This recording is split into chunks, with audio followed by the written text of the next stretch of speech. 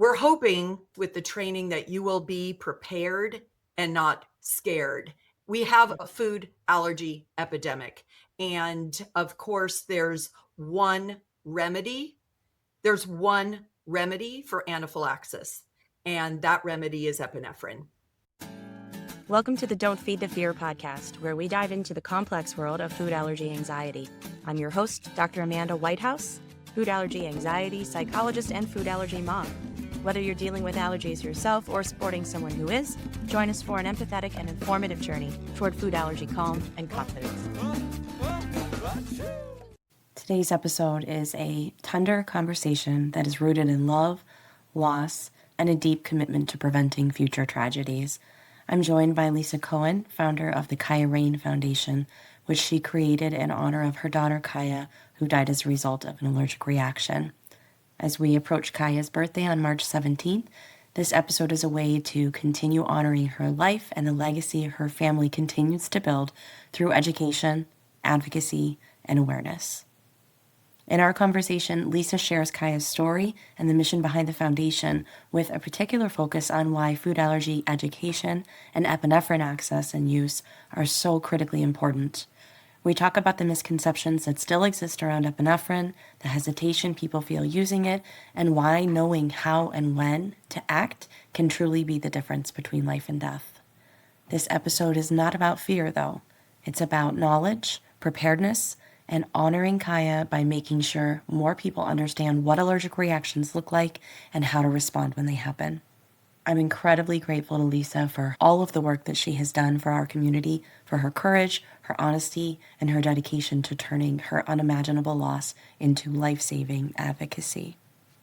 Lisa, thank you so much for joining me here on the podcast today. I'm so honored that you are willing to share your story and talk about your beautiful daughter, Kyah, with us for the benefit of all of our kids, all of the food allergy community. Thank you for joining me. Thank you for having me, Amanda. I would love to start by talking about the reason that you're here and the reason that we're chatting, your daughter, Kyah Rayne. Can you tell us about who she was, what you want us to know and remember about her as a person? Yes, I love talking about Kyah Rayne. Losing my daughter to anaphylaxis from an accidental peanut exposure changed my life. She was 21 when she passed. She was vibrant, creative, smart, deeply loved. She was careful, but like many young adults, she wasn't always diligent about carrying her EpiPens with her everywhere. She accidentally came into contact with a peanut and didn't have her epinephrine. Subsequently, we found various medications in pharmacies where we were. We stuck her with everything, every kind of adrenaline and epinephrine. And after 7 minutes, she was dead in my arms.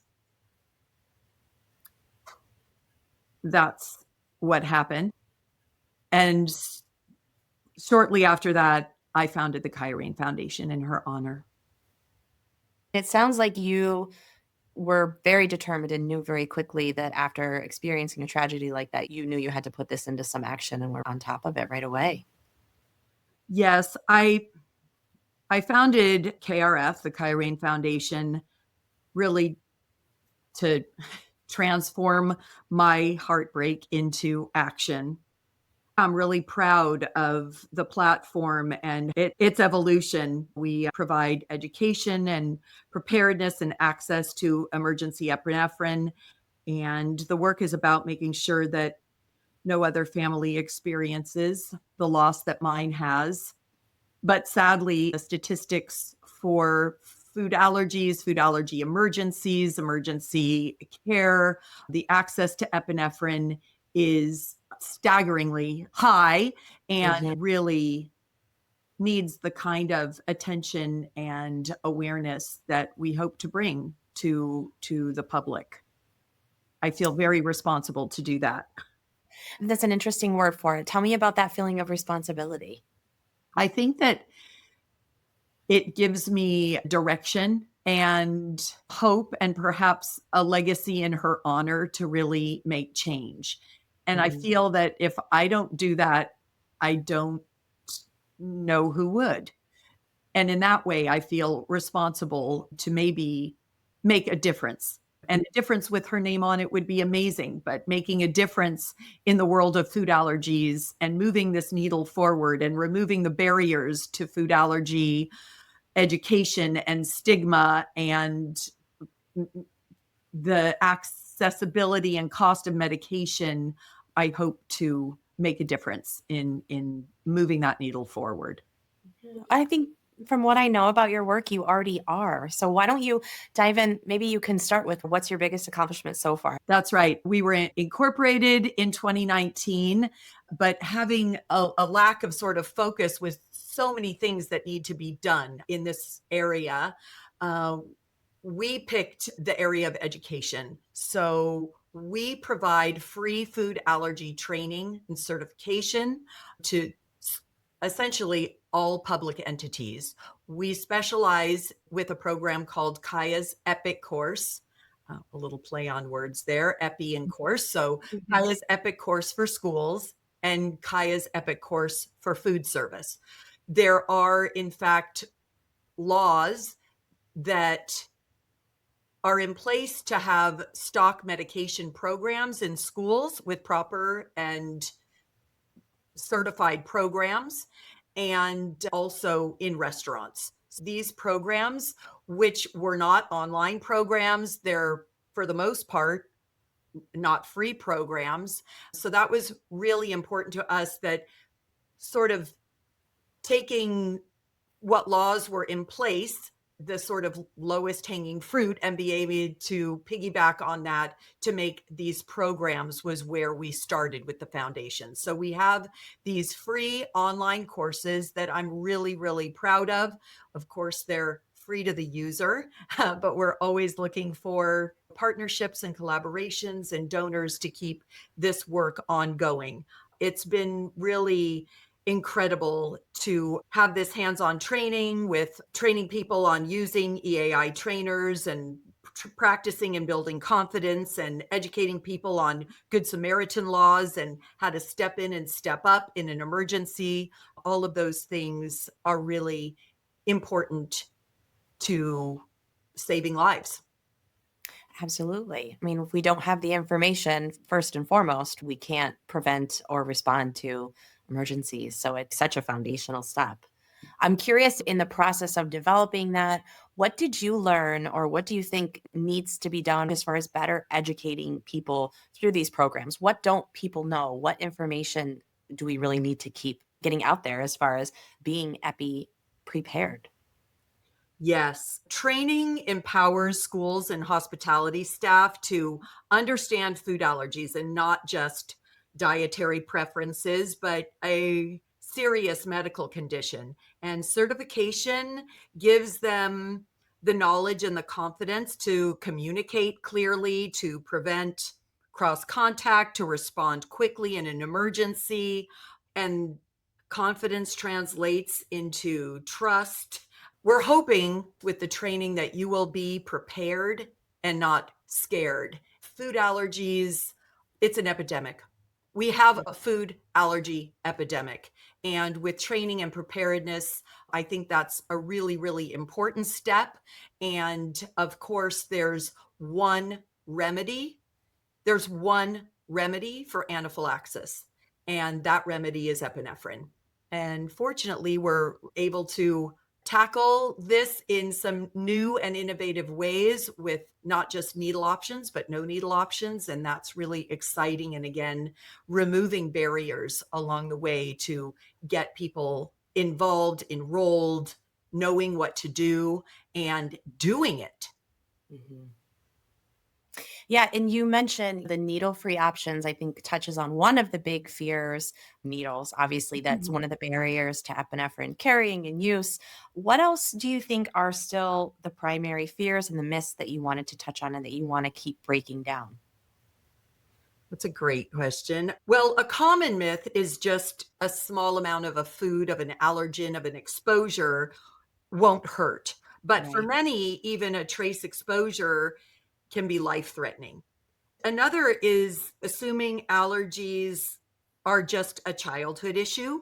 And in reality, food allergies affect all ages, and reactions can be severe even if someone has only had a mild symptom in the past. I think those are really common things that people don't realize and are not really aware of, and also just the safety of an EAI. We have a saying in KRF and in our training, epi first, epi fast. This is a really, really safe medication, and you need to give it. And I can tell you, in an emergency, you will give it. You'll give it over and over again. We teach people how to use an EAI. There's different auto injectors out there. And now, of course, we have the needle free option with Neffy as a nasal option. It's exciting to have that. So we sort of debunk the myth of how big the needle is, how to look at an epinephrine auto injector and see if it's safe to use. Even an expire pen might be the only thing available, and what that might look like to use it.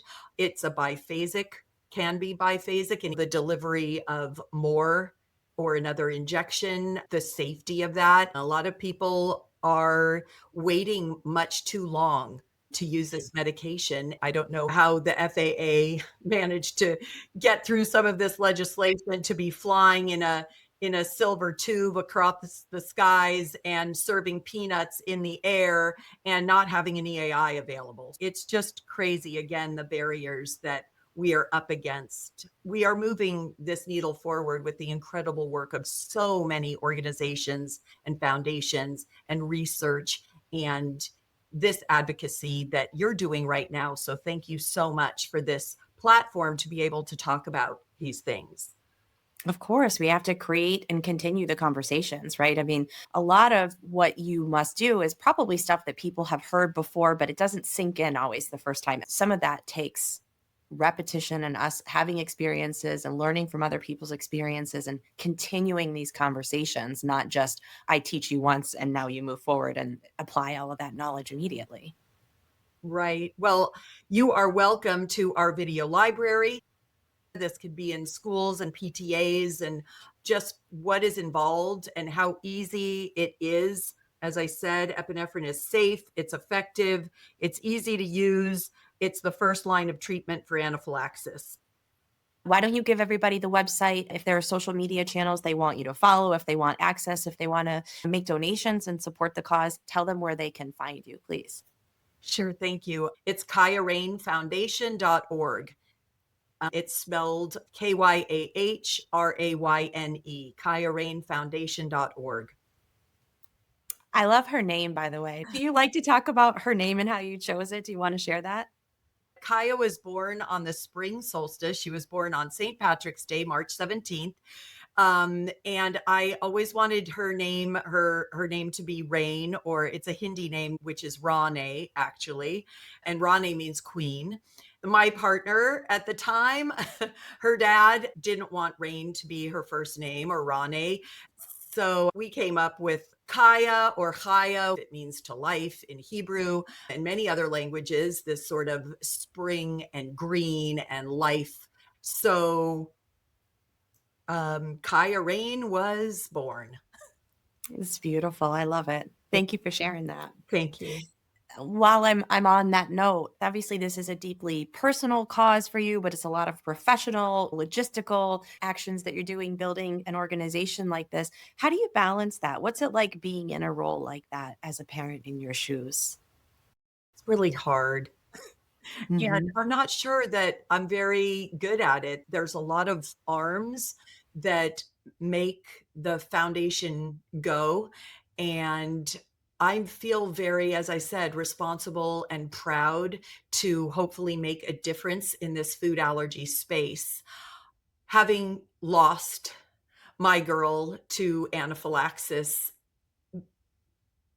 I have this really profound and sad story, and it gives me an audience in a way, and this gravity of doing this work. And I feel really almost honored and honoring her in a way that we've been able to make some really, really significant changes, both with advocacy, education, being able to influence some legislative and policy initiatives that make a difference and make it easier. And I really feel that I want to be able to do that. When I lost Kyah, I really felt like I had lost everything, including the will to live. And I bleed every day. I'm like 50% happy and 50% sad all at the same time. And this work is part of what I call, my point of light or my happiness formula. Doing this work for KRF helps me move through the pain so that I've transformed it and I don't transmit it. And that's what I hope to do. Um, and it has worked really pretty well for me to Yeah. date. So I think our accomplishments and successes really keep the ball moving, and I'm really proud to stand with so many others, so many other parents, sisters, brothers, families that are doing this work with me. And I hope that we can do it together. And I hope that the free education pieces that we have out there will be used in these other ways with these other associations and platforms so that we can get this education piece out there. And we've done that, and we've done it really, really well. It's a very quick and easy course. It's interactive, it's fun, it outlines lots of different scenarios and how to react in those scenarios. And by fun, I mean it's it's not a really tedious program. This is a very serious condition, and I think that everyone knows that from my story and where I come from. But to make it a little less daunting, and as I said, removing the barriers to get educated, it's very easily implementable. We started the platform in Arizona, where there was 2% inclusion in the stock medication program, emergency medication program. It's in every state.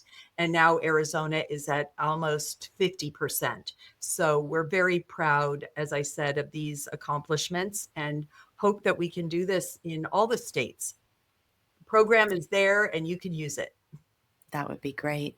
Yeah, I'm curious if there have been specific stories, specific feedback that you have gotten from people about how the work you're doing or Kyah Rayne's story has impacted them. Do you get to hear bits and pieces like that from people? Yes, we really do. One that comes to mind is the training actually goes through an infographic on how to use the EAI and what to look for. And there was a rural school in Arizona, and a child had ingested an allergen and went into anaphylaxis. And the only pen that they had on campus was an expired EAI. And they used this EAI knowing that they had followed some important steps like not seeing the liquid in the pen be brown, there wasn't floating particles, etc. It's what they had and it's what they used, and they saved this child's life. Wow. And Wow. we get amazing stories all the time. It's been really profound to see the kind of data that we've been able to get with the expansion of these programs and inclusion of these programs in hotels and sports arenas and summer camps and of course schools. And the stories keep flooding in. We post lots of amazing information and educational information on LinkedIn and Kyah Rayne Foundation social media. So join us there. Yes, please, everybody. And I think people do want to follow you. They want to join with you and they want to be part of the change. I think we all want change, and you have such a powerful voice in that conversation. That's just so important. It's so crucial. Thank you. I do agree with you. I think people have a sense of responsibility and humanity, as I do, and they want to do good and they want to be good. And we have another saying at KRF, and that's, step in and step up. And everybody can do that, even just going to your school and saying, there's free education out there. Mhm. Does our school have an EpiPen on campus? And where is it? Get trained. So it's really exciting to see the changes that we're making and the expansion of the programming, and we just keep it going as best we can. So thank you for this opportunity and this platform to share. I appreciate you. And I know there are so many parents and families that are doing this work better than I'm doing. And I just hope to give people a tool to be able to use and make a difference. So it's out there. Well, it's teamwork, right? Everybody covering different aspects. There's a lot of holes that we have to plug here. So if everyone teams up, I think that's the way that it has to get done. As I said, I am just a cog in the wheel. I have a very traumatic and sad and personal story, and I will keep telling it to make a difference in a hopefully a very big way and dramatic way that we can make changes from what I call the top down. And policy really is the top down. The other things that we do are kind of more grassroots and getting it out there through schools and PTAs and camps and all of that. But if we can change this from the top down, like making food allergy training mandatory, that will make a huge difference. Then everybody can be trained and everybody can know what to do. Absolutely. She would be 28, almost. 28 years ago, the way to deal with food allergies was avoid, avoid, avoid. And we Mhm. have come a very long way from that. There are so many options. There are so many alternatives. I remember Kyah wanting to go off to camp. To send her off was so complicated. And now there's one or two grocery aisles in every store It's that have all kinds of options. Going to a pizza parlor and getting cauliflower crust, these things did not happen. So, in fact, there have been incredible strides and awareness, and it's important and progressive. For Kyah, when she was in school, aside from the avoidance and that kind of mentality, it was sort of like, don't send me with my own special lunch. I won't eat anything. I won't share anything. I won't have somebody's cookie. Don't tell them that I'm allergic. I want to go to the birthday party. Those kinds of things are the stigmas that I think food allergy kids have. Being different, it being a disability. I agree. And I think you're touching on both sides of it, that it is important to celebrate how far we've come and to recognize and acknowledge how many choices and options and steps toward being safer we have now, and that it is still an epidemic. It is a disability that affects every aspect of people's lives, and we can't just dismiss it. Also, epinephrine costs pennies. So Mhm. shame on these, big pharma and PBMs for this price gouging of life-saving epinephrine. And I Mhm. don't care. You can put that in there too and put my voice on it. I don't mind. Epinephrine in schools is, I think, $10 is the law in Canada. And epinephrine is pennies. It is just absolutely criminal that this medication is not accessible, available, and affordable to the people that need it. Wherever there is food, there are food allergies, and the first line of defense is epinephrine, and we need to have it. So thank you for getting the word out and hopefully banging a very big drum to make a difference in this way.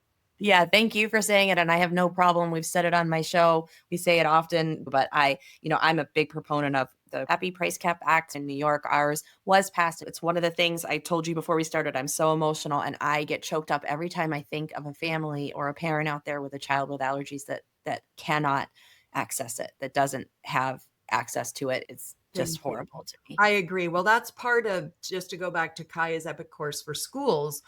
Um, you know, a lot of these low income and rural areas and all kinds of other diverse populations, they can't afford to have an EpiPen. They count on the school to have a stock epi at school.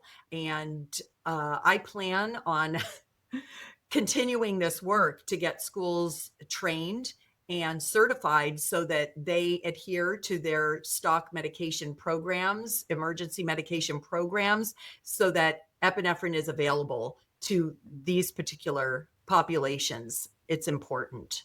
It's so important. Thank you for doing that. What are other things that you see for the future of the Kyah Rayne Foundation? I hope that her name keeps ringing out. That's what I hope, because I can never forget her. And everyone that knew her feels the same. And I think she would be really proud to know that she is a lifesaver and has made a difference even with her short time on this planet. Absolutely. It's such a beautiful legacy. And now that those of us who didn't even get to know her, but know her story and have heard you talk about her and everything that you're doing in her memory and in her honor, we won't forget her name either. Yes. It takes so much courage and grace and honesty from you to do all of those things in the way that you approach it. And so I just want to say again, on behalf of all of the food allergy community, thank you for doing what you do and turning your pain into something that protects my son and all the kids everywhere, adults too, but especially, these young people that need us to make changes for them, to keep them safer. Thank you. I really feel like it's something I have to do. And I'm really glad that it has made a difference, and I appreciate the acknowledgement. I can do it with so many others. I don't know how to do more. I just am trying to do even more. I'm appreciative for your time and expertise and network and your openness and willingness to have me. So it's an honor. Thank you. It's an honor to have you. I appreciate it so much. As we close today's episode, I want to acknowledge the weight of this conversation and also the clarity that it brings us. Kyah's story is heartbreaking, and it's a reminder that education, access, and action matter. Here are 3 ways you can honor Kyah and take what you learned today into the world. Number 1, refresh your epinephrine knowledge. Make sure you carry your epinephrine at all times. If you're not, sit down and come up with a plan for making it easier and more convenient to carry and to remember. Make sure you know when and how to use your epinephrine and help normalize its use by talking about it openly with caregivers, teachers, coaches, friends, and family members. Number 2, of course, support and follow the Kyah Rayne Foundation. Lisa's work is creating real change through education and advocacy. If you're able to, donate, and also following, sharing, and supporting the foundation helps to extend Kyah's legacy and reach more communities. Number 3, be the person who speaks up in everyday spaces, whether it's advocating for epinephrine access in schools and public spaces, correcting misinformation when you hear it, or ensuring others feel empowered to act in emergency. Your voice matters. Thank you for listening, for learning together, and for helping to create a world that is safer for everyone with food allergies. The content of this podcast is for informational and educational purposes only and is not a substitute for professional medical or mental health advice, diagnosis, or treatment. If you have any questions about your own medical experience or mental health needs, please consult a professional. I'm Dr. Amanda Whitehouse. Thanks for joining me. And until we chat again, remember, don't feed fear.